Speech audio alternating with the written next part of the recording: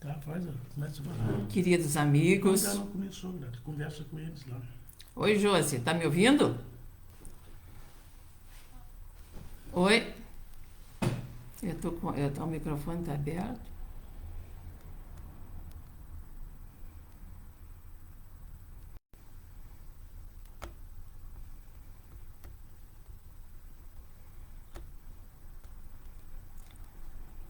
Pelo menos estão te ouvindo. Tá me ouvindo, Josi? Boa noite.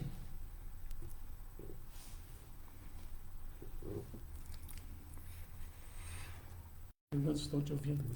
Josi, tá me ouvindo? Onde é que eu não vejo o microfone ali?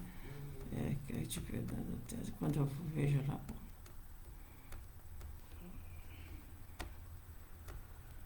Impressionante, não vai funcionar. Áudio e imagem. Pergunta de novo, Gratz. Alô, tá me ouvindo, Josi? Oi? Tá me ouvindo? Alô? Chamou aqui. Vou ter que sair daqui, não vai funcionar.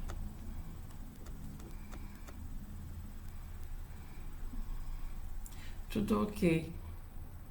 20 horas. Tá. Pergunta de novo se estão ouvindo, se está bom o som. Tá bom o som, Josi? Acho que não tem som.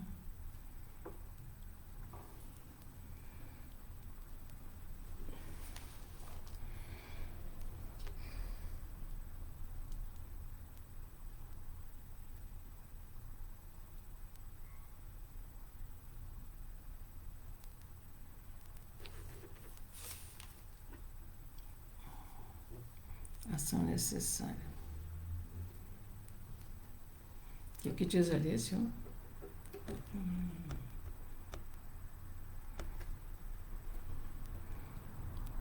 Tá ótimo. Tá?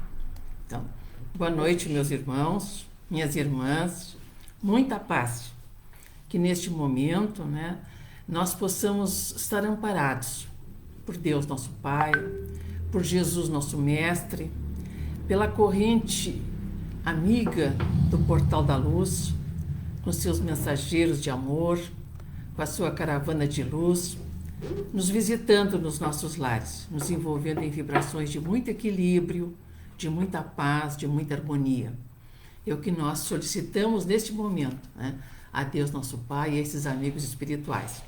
Nós vamos conversar na noite de hoje sobre este mês extraordinário de setembro, este mês da primavera, onde a natureza vai ficando tão linda, o canto dos pássaros, né? A alegria, a gente sente alegria no ar, fica tudo tão bonito, né? Tão iluminado.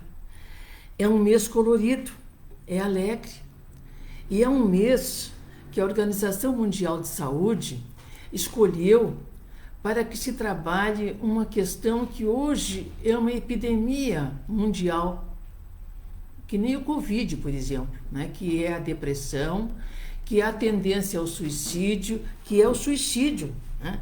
Então, é o Setembro Amarelo. A gente trabalhava o setembro, né, como o mês da prevenção do suicídio.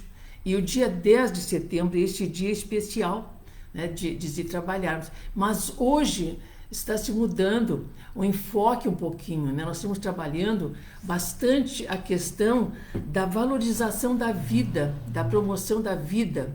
Então, setembro está sendo considerado para a saúde mundial como um mês da promoção da vida, né? E o que promove a vida? O que promove a vida? Isso é importante que nós possamos refletir. O que dá coragem? Né? O que dá esperança, consolo? O que dá vontade de viver? Se tem tantos problemas, tantos desafios, tanto sofrimento, parece que o mal vence sempre, né? É muito grande essa questão dessa opressão, da negatividade. Tão grande que Allan Kardec também questionou os espíritos no Livro dos Espíritos. Por que tão a miúde no planeta Terra, na nossa humanidade, vence o mal?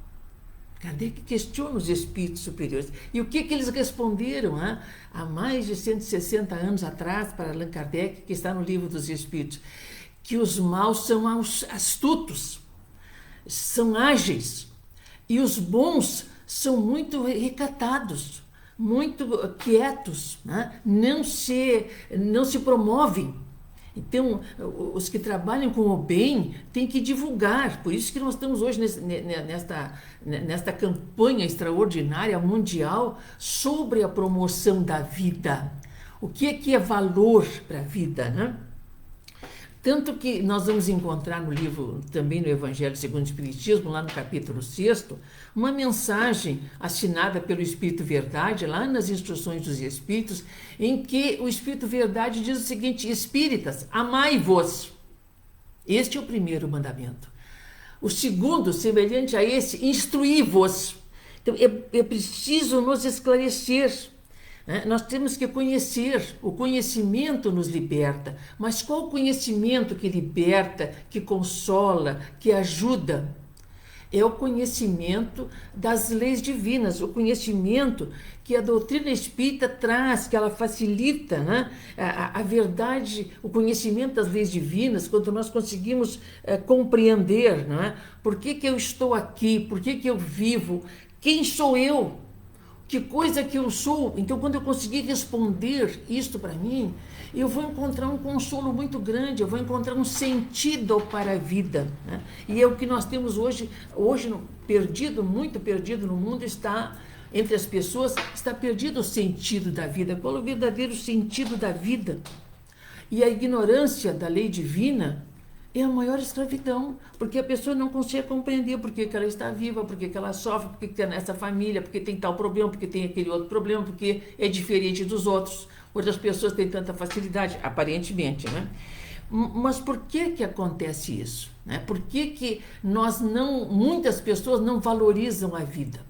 Porque o problema está na questão da educação, a educação no lar. Porque quando a criança nasce, nós adultos, pais, avós, depois os educadores, nós temos que nos dar por conta que nós temos diversas dimensões da nossa inteligência, né? Não só a intelectual, não só a inteligência emocional, não só a facilidade de aprender as matemáticas, as línguas, a música, o esporte, né?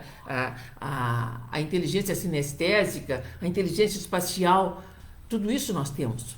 Mas temos uma inteligência também, uma dimensão que precisa ser articulada, que precisa ser desenvolvida, que é a dimensão espiritual. Não é a religião A, B ou C, não. É uma dimensão que nós nascemos com essa necessidade de também ser desenvolvida. Não é só o intelecto, a razão, né? As emoções, mas também a dimensão espiritual. Então, essa dimensão não tem sido trabalhada na nossa cultura, nas nossas famílias, né? A criança, desde pequenina, ela precisa ser trabalhada nesse sentido, né? Mostrar o sentido da vida, falar em Deus, né? Falar sobre a reencarnação, a imortalidade da alma, tudo dentro de como a criança possa compreender. Porque o que os psiquiatras, psicólogos, todos que atendem à saúde, que estão trabalhando essa questão difícil da depressão, da tendência ao suicídio, o que eles estão dizendo? Que a religiosidade desenvolvida na pessoa é fator de proteção emocional, proteção espiritual, né? Proteção contra a depressão, contra o suicídio. Então, isto nós temos que desenvolver desde lá da gestação com a nossa criança, com o nosso pequenino, né? Depois com o jovem. Então, tem que haver dentro de casa, dentro do lar e depois na escola, né? Tem que haver o trabalho para o desenvolvimento dessa dimensão, que é a dimensão espiritual. Então, uma grande preocupação nos dias de hoje, né, é que essa forte tendência à depressão e à busca do suicídio, o número extravagante de suicídios que ocorrem, né? O Brasil é o 8º país do mundo em número de suicídios e o nosso estado, Rio Grande do Sul, é o primeiro lugar, infelizmente, né, nesse ranking de índice de suicídios aqui no nosso estado. É o primeiro lugar do Brasil. Então, por que está havendo isso, né? Por que principalmente, uma tendência agora imensa, maior, entre os jovens? Inclusive entre as crianças está acontecendo isso, justamente porque falta muito trabalho dessa dimensão, que é a dimensão espiritual, que é esse apoio da espiritualidade, essa busca de Deus, porque nós temos essa necessidade, esse teotropismo, nós buscamos Deus, assim como a planta busca o sol, né? Nós buscamos Deus, o animal também busca o sol. O sol é a energia máxima, mas representa a divindade. Então nós também temos uma tendência de buscar Deus, de encontrar Deus em nós e nos satisfazermos, né? Mas o que tem acontecido com a nossa juventude justamente por esta falha na educação, né? Na educação da criança, do jovem, né? O que nós temos? Nós temos um jovem hoje que se sente só, que está desamparado afetivamente, né? Ele se sente perdido, né? A depressão, quando o espírito reencarnado chega na fase da adolescência, que se concretiza a reencarnação, que é um processo longo, né? Quando ele chega nesta fase, ele tem uma depressão normal. É natural, porque ele tem um conflito muito grande, ele não é mais criança, mas ele não é adulto. Então, assim, é um processo muito difícil do espírito encarnado viver. Todos nós que já estamos numa certa idade passamos por esse processo, então não é um processo fácil, né? Então, há uma depressão que é normal, mas precisa ser atendida.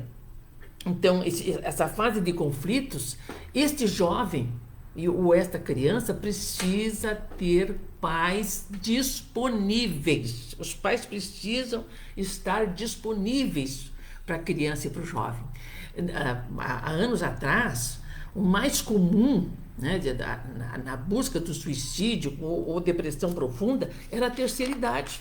Porque na terceira idade, né, a pessoa se dá conta, muitas vezes, né, que ela faz um balanço da vida e vê quantas decepções, quantos desgostos, o que ela deixou de fazer, né, como ela não conseguiu se realizar muitas vezes, né? Então é uma depressão grande, né, que também precisamos estar atentos, precisamos estar ajudando, né? Então, essas pessoas têm uma questão muito difícil que não foi respondida, né? Qual o sentido da vida, né? A doutrina espírita esclarece o sentido da vida, né? Nós escrevemos esse livrinho aqui, A Vida por um Fio, causas e consequências do suicídio, porque a gente trabalha muito com jovem, com criança, né, nas escolas, e a gente foi percebendo essa dificuldade, né, de que tem o jovem, né? O jovem começa por se automutilar, ele vai se cortando, né? Ele vai testando até quando ele aguenta a dor, né? Porque ele está lá no fundo pensando em se exterminar. Então, ele está buscando uma ajuda, né? O que nós vamos perceber? A gente muitas vezes conversa com um jovem. Recentemente, conversei com uma jovem do segundo grau que ela estava, justamente por estar se automutilando, tudo, a escola começou a encaminhá-la para tratamento psicológico e houve tentativa de suicídio, mas a família não se envolvia, não se dava conta. E a menina mesmo dizia, né? Eu odeio meu pai, a minha mãe não me compreende, é um zero à esquerda, né? E ninguém me compreende. Então, assim, então começamos a trabalhar com esta jovem a questão do sentido da vida. Sentido da vida.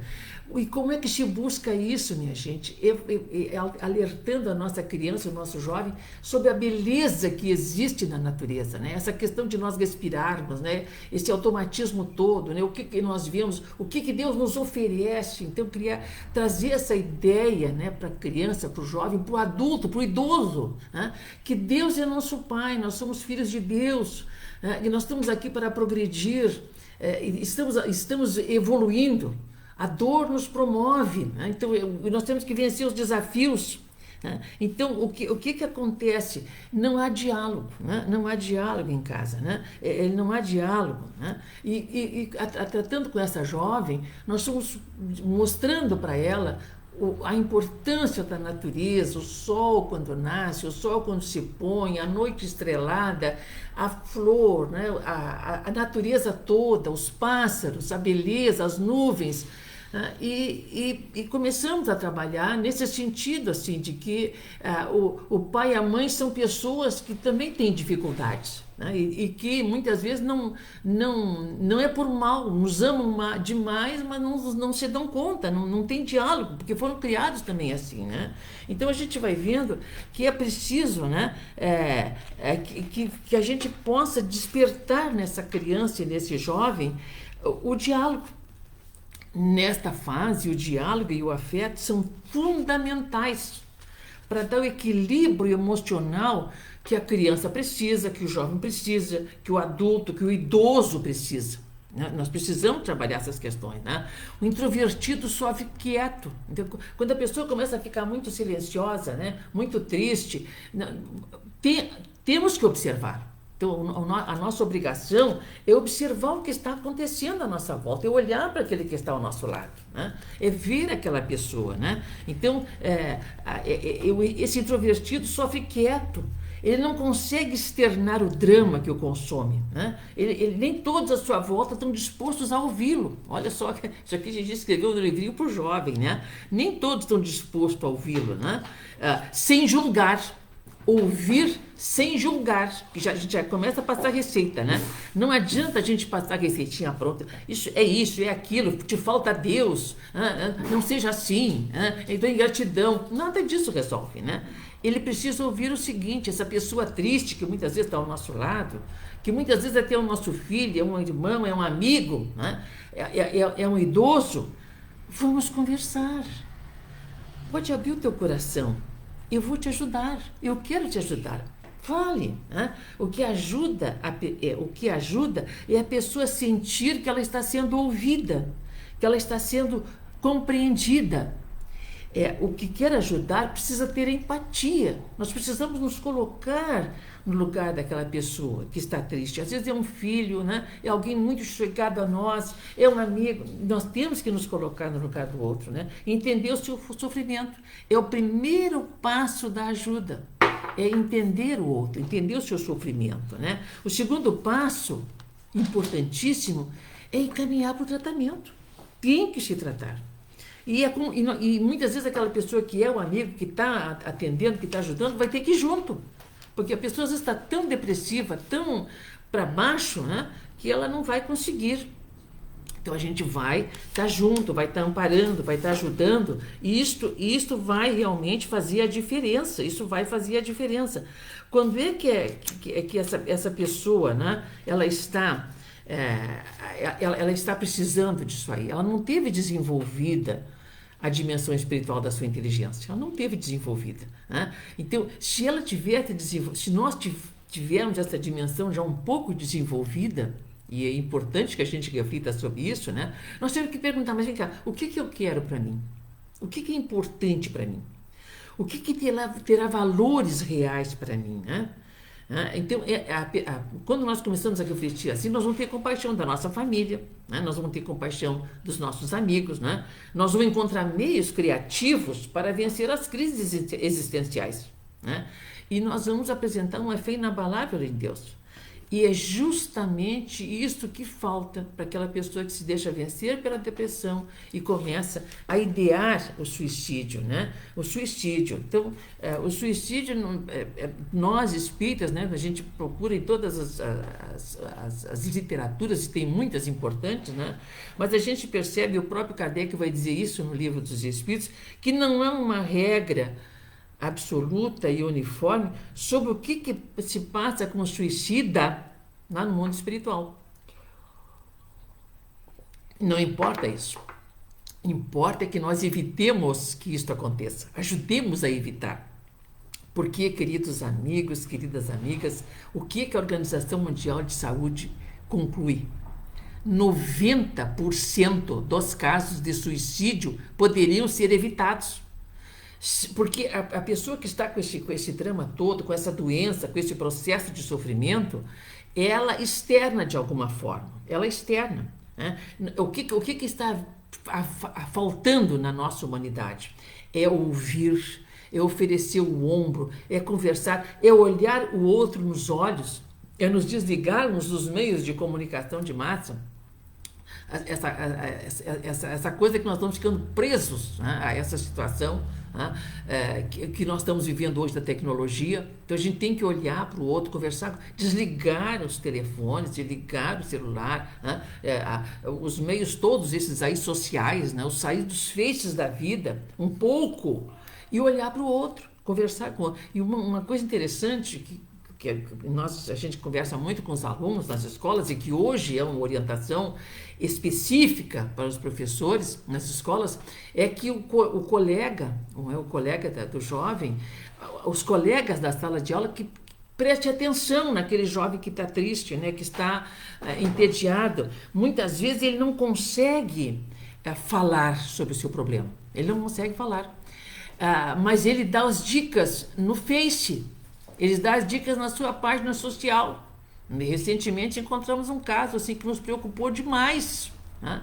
Ali a pessoa está se despedindo, está agradecendo a atenção de todos, né? E está se entregando nas mãos de Deus. Ela dá um passo para o suicídio. Dá um passo, ela está maquinando. Então, aí sim, tem que entrar em ação, tem que ter ajuda, né? Tem que ter amparo. Tem que ter o tratamento médico, tem que haver, né? Porque já há uma falta, né, de hormônios, inclusive de serotonina, que dá alegria. Isso aí, o organismo já está com déficits, né, dessas energias, desses hormônios positivos, eles já estão deficitários, então precisa, né, ser isso. Então, esses antídotos que nós precisamos utilizar. Então, encaminhar para o tratamento médico, encaminhar para o tratamento necessário, né, de saúde, e também encaminhar para o tratamento espiritual. Então, a oração, né, a Joana de Ângeles vai levantar uma série de antídotos simples, como ela diz, né, que ajudam a neutralizar a tendência nefasta do suicídio. Nós colocamos até, destacando na capa do livro, ele está dentro do nosso livretinho, né? Orar a Deus. A pessoa, nós temos que conversar com a pessoa, vamos orar, vamos, além de fazer todo esse encaminhamento necessário, né, vamos orar, ajudar a pessoa tem que prestar um serviço ao próximo, precisa ir dentro do lar, lavar a louça, varrer a casa, enfim, né, ela tem que se sentir útil. Né? Ela tem que aprender a meditar, eu tenho que meditar sobre as questões nobres da vida. Ouvir uma música elevada, palestras edificantes, ler páginas com boas mensagens, né? Dialogar, conversar sobre o assunto, desabafar. Nós precisamos desabafar. Se a pessoa não consegue desabafar, ela não consegue superar essas questões, né? Ela não consegue superar os desafios que ela está enfrentando na vida, né? Então, dialogar. Pedir e buscar ajuda especializada. Tem que pedir e buscar ajuda especializada. Mas não podemos esquecer, né, que a maior fonte de equilíbrio para o ser humano é a natureza. É a natureza, a maior fonte de equilíbrio para o ser humano, né? É a natureza, a pessoa precisa realmente buscar o que ela necessita, né, de luz, de esperança, né, de paz. Então, e os pais, um alerta aqui para os pais, né, os pais têm que estar atentos, né, dar atenção para o filho, para a filha, né, na infância ou na adolescência, né, valorizar as opiniões. Eles têm opiniões, eles querem verbalizar e não tem espaço, né, a gente nem quer ouvir. Então, ouvir a opinião deles, né? Clarificar o que está errado, mas discutindo, não brigando, né? Mas conversando, a discussão sadia, né? Não divergindo totalmente, porque para nos vermos livres rapidamente, a gente acha, não, mas isso não é assim, porque tu está pensando... Não temos que dar a nossa opinião, temos que ouvir a opinião dele, né? E clarificar, né? Vamos conversar, mas vocês veem assim, não é bem assim, vamos pensando melhor, né, sobre esse assunto, né? Então, assim, eles precisam compreender O jovem e a criança, devagarinho, precisam compreender como é que o mundo funciona. Né? Como é que o mundo funciona? E neste momento que a nossa criança, que o nosso jovem, ou até que o nosso idoso, né, ou que o nosso adulto está apresentando um momento de crise, paciência. Paciência, olhar no olho, sentar do lado, caminhar juntos, né? Vamos conversar. Então, assim, os pais têm que treinar. Olha o que os psicólogos estão dizendo, os psiquiatras, os pais têm que ser treinados. Eles têm que ser melhores pais. E os filhos também vão ser melhores. Os filhos também vão ser melhores, né? Os filhos só podem ser crianças e adolescentes se os pais forem adultos. Se os pais forem adultos. Agora, se o pai vai ter a mesma reação infantil, né, juvenil que tem o filho, já quer brigar, já quer ficar bravo, não. Aliás, a postura do adulto tem que ser diferente, né? Claro, queridos amigos e amigas, não existem pais perfeitos, nem filhos, né? Nós estamos tentando chegar a isso aí, né? Então, mas o relacionamento, né? O relacionamento do pai com o filho, da mãe, dos pais, enfim, do lar, tem um momento de aconchego, um momento do evangelho no lar, né? Esse relacionamento, ele tem que ser muito positivo, né? Quanto mais o relacionamento for agradável, for positivo, mais, né, os limites vão poder ser impostos. Porque o que acontece? A gente começa a colocar limites na criança e no jovem sem diálogo, sem conversar, né? Sem mostrar que também nós sofremos, né? Então a gente tem que aprender a ouvir, né?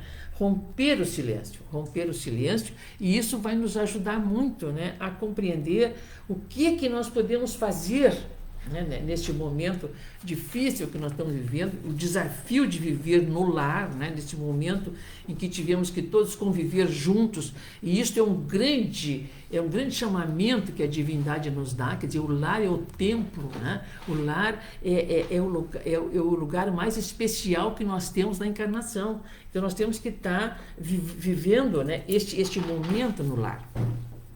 E encontramos recentemente, num livro que nós não tínhamos ainda do Divaldo, né, que é O Sol de Esperança, que é um livro antigo,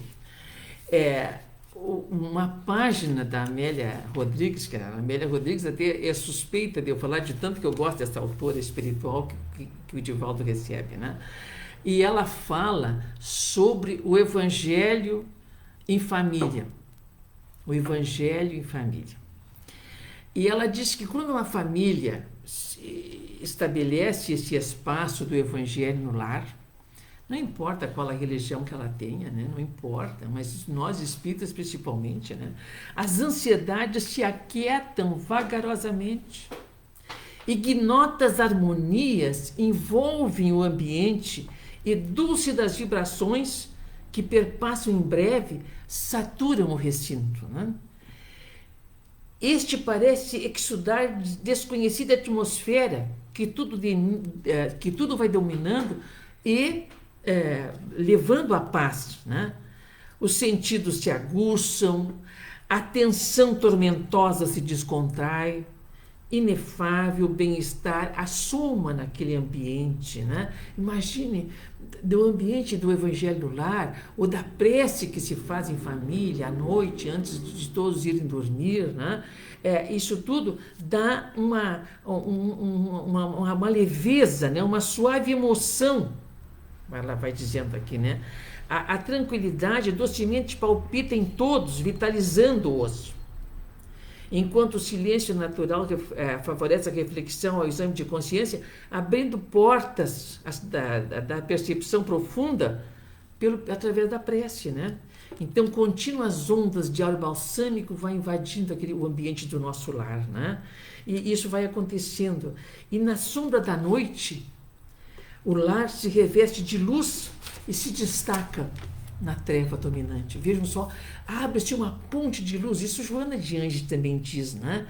Modulações que se espraiam em volta produzem desconhecida badalada de amor. E logo, em movimentos contínuos, seres abençoados da imortalidade, coroados de beleza estelar, adensam, né, por deslumbrante via de constituição evanescente que desce do céu na direção desta casa que está fazendo o Evangelho. Né?